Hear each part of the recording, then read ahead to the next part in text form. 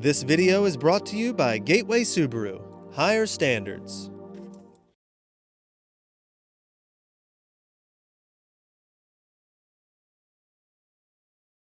Outdoors Delmarva covers everything outdoors, including real hunting and fishing situations involving wildlife. we do our best each and every week to keep it tasteful, but discretion is advised. Now, enjoy the show. This is Outdoors Delmarva, presented by Gateway Subaru. Higher standards. This week on the show. You better have a lot of bait. There's a lot of misses. Most fishing requires a lot of patience, but none more so than tog fishing. We hit the Delaware Bay with 3 generations of fishermen who team up to tackle tautog. He's eating dinner tonight. Nice job, man. Plus, autumn is the perfect time to get out and brush up on those shotgun skills. And when one local conservation group honors some wounded warriors for Veterans Day, we can't resist the opportunity to tag along. And the Waterfowl Festival in Easton, Maryland is just the place to take in some homegrown art. Right now on Outdoors Delmarva.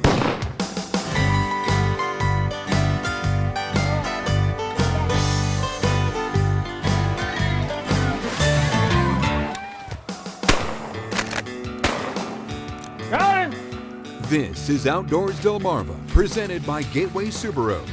Higher standards.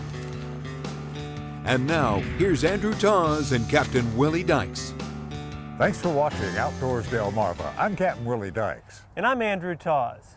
And this week we've climbed down out of the trees and on board a boat to do a little tog fishing with our friends at Delaware Family Fishing in Lewis. And Willie, I'm sure you've heard a thing or two about tog fishing.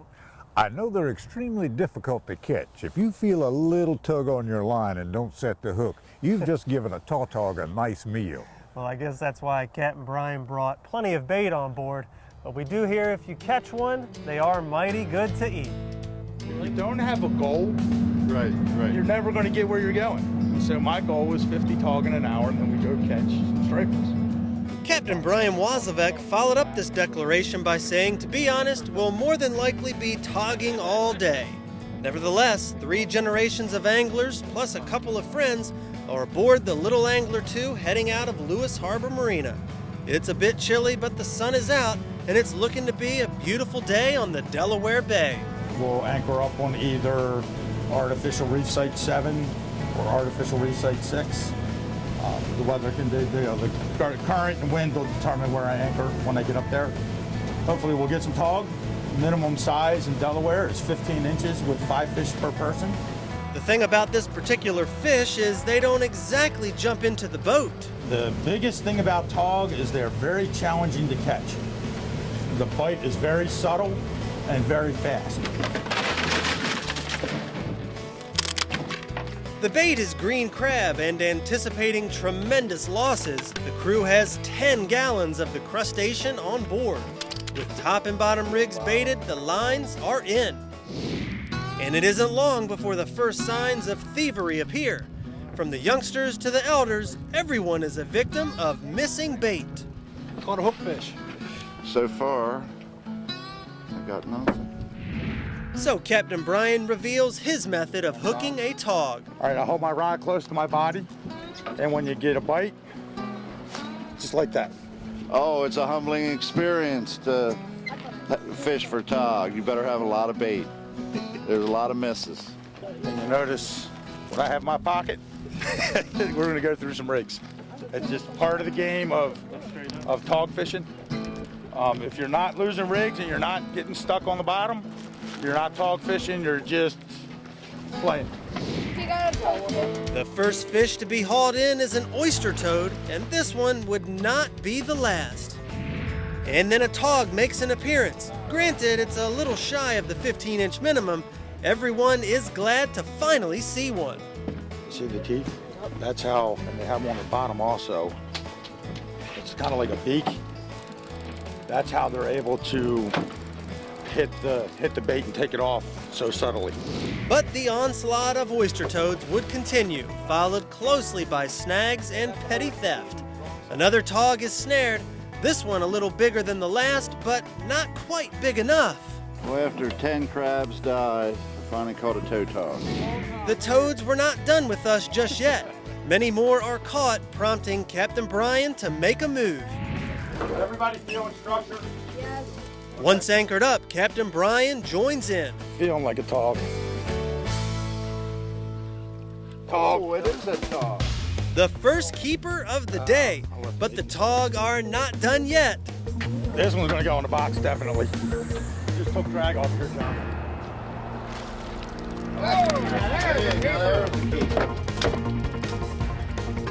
Nice fish, the first mate caught. Nice. It's got a tog.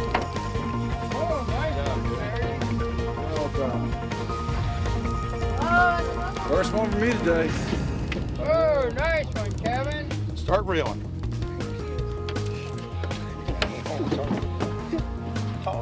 Tog. Nice. He's eating dinner tonight. Nice job, man. It is a tog. Not a keeper. That would turn out to be the last tog, as the toads were back. But that didn't seem to matter to the 3 generations of anglers aboard the Little Angler 2. It's great. You know, we get to teach them how to fish and share memories with them. My dad brought me up when I was a kid, so now I'm just passing the tradition on, and I'm bringing them as many chances I can get. So they love it. I like that we get to catch fish and we get to catch them, and then we get to cast back and get more, and then put them in the box. When it comes to those tog that didn't get in the box, or the boat for that matter, all aboard will sleep soundly knowing there are plenty of well-fed tog at the bottom of the bay. Somebody's got to feed them so they gain some weight.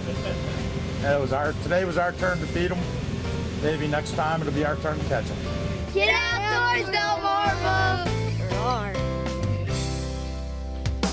Coming up next, one local conservation group does a good turn for wounded warriors on Veterans Day weekend. We'll powder some clays alongside America's finest. But first, did you know? The bait being used to catch tog are green crabs, and they are actually an invasive species to the United States. What is the origin of the green crab? The answer when we come back. You're watching Outdoors Delmarva, presented by Gateway Subaru. Higher standards. Sponsored by Shooter's Choice, Shorts Marine, Sean Mann Outdoors, Goody's Marine, and Wink Sporting Goods. Outdoors Delmarva will be right back. He's eating dinner tonight. Nice job, man. Did you know?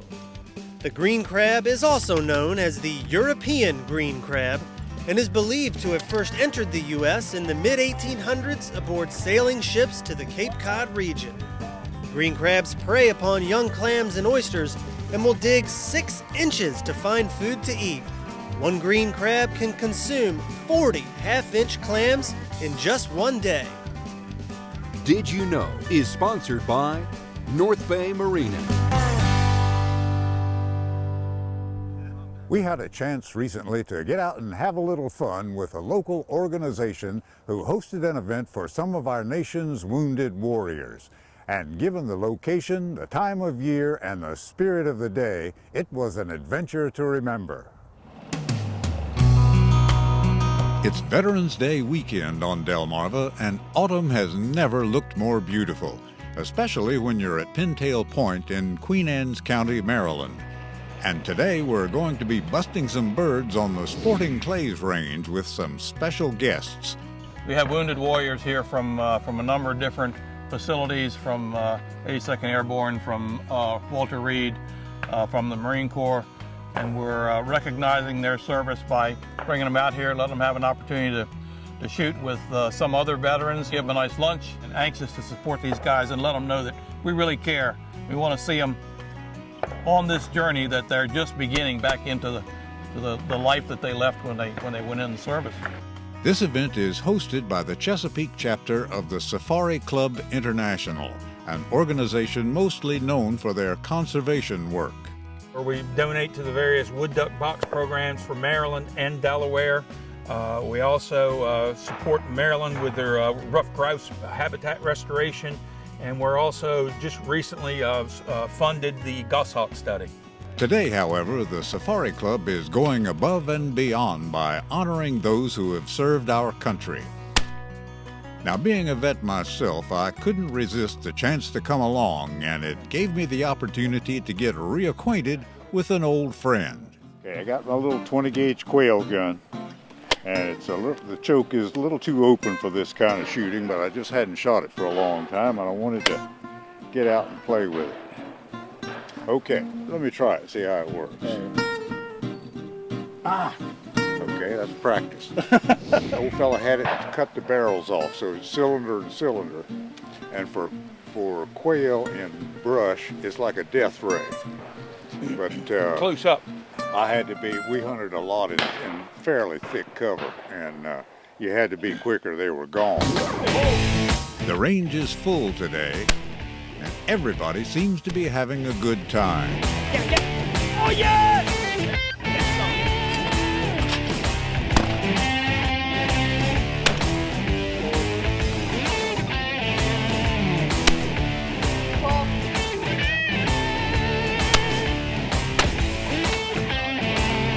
Where are you from originally? Northern California. Really? What part?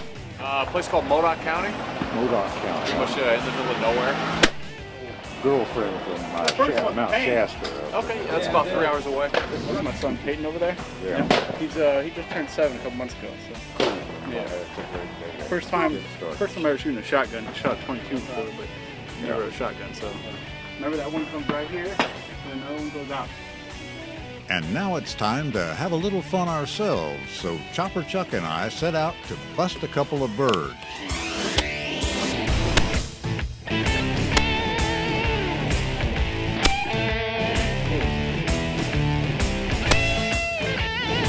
Okay, I'm going to try a pair this time, if you I scared the heck out of both of them.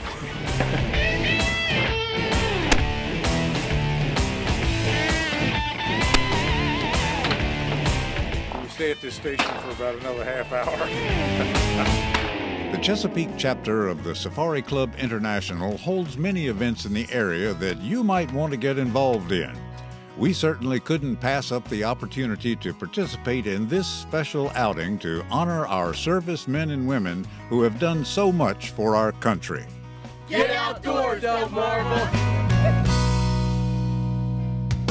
Coming up next, a local festival not only showcases some of the area's signature wildlife, but also some Delmarva artists who shed light on the area's unique beauty. Outdoors Delmarva will be right back.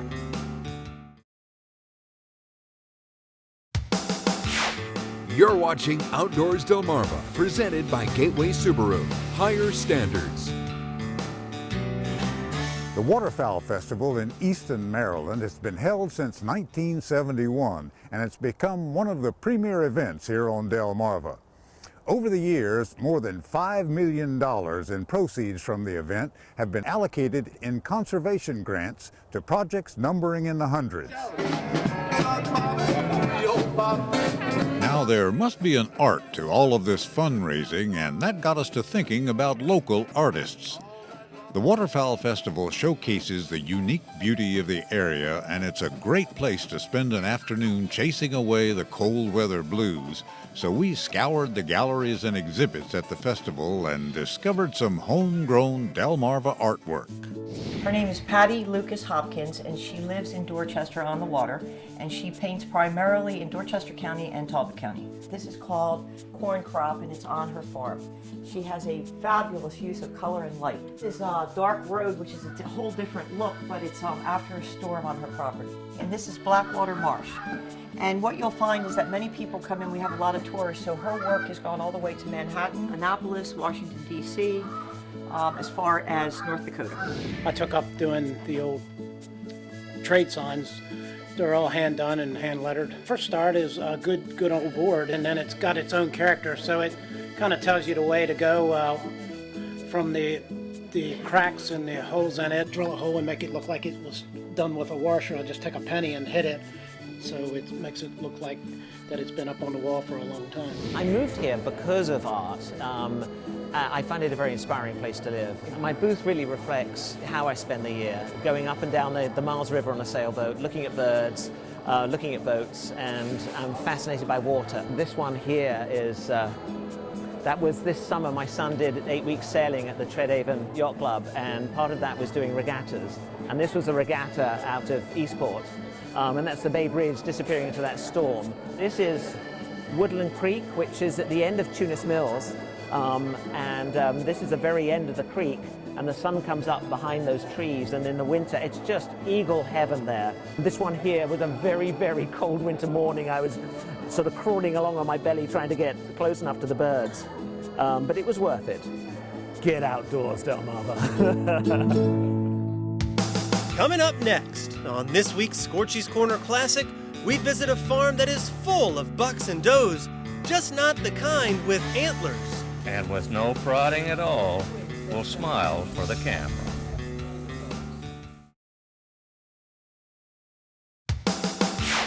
You're watching Outdoors Delmarva, presented by Gateway Subaru.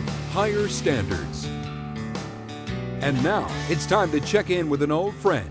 Here's this week's Scorchy's Corner Classic. There are the daddies, the mamas, and then there's the kids. And as is usual in most forms of life, the kids are always the cutest. Our wanderings carried us to Bay Cliff Farm in Atlantic, Virginia, where you can find out all you never knew about goats, and then some.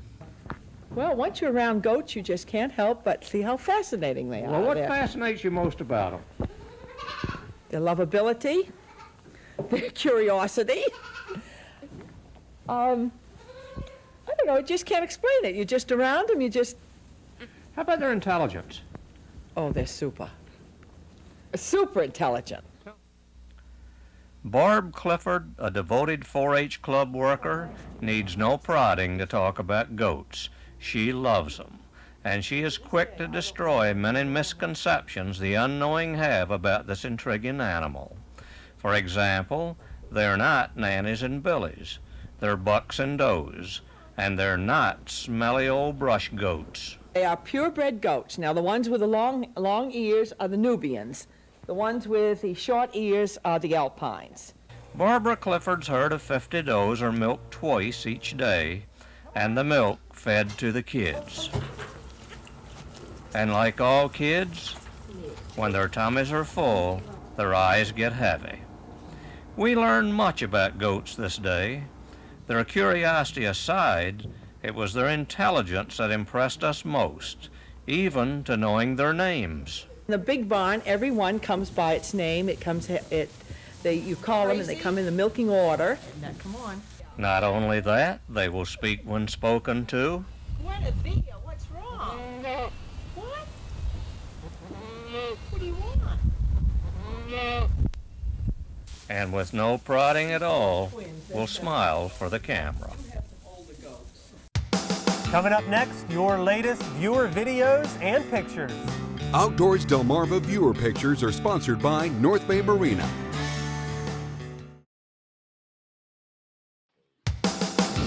You're watching Outdoors Delmarva, presented by Gateway Subaru.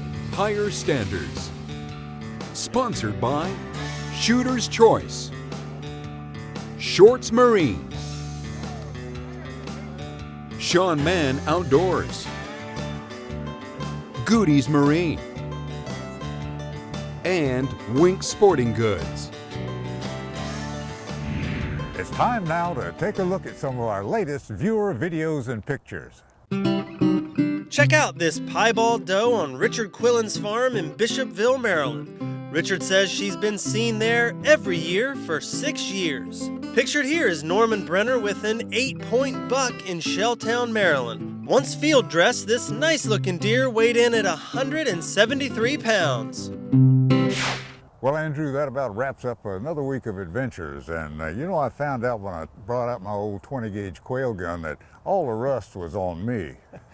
Well, I had a little bit of rust myself fishing for those tog. If you didn't set the hook right away, your bait was gone and you had to reload some bait. So, from my partner Captain Willie Dykes, I'm Andrew Tawes, reminding you to get outdoors, Delmarva.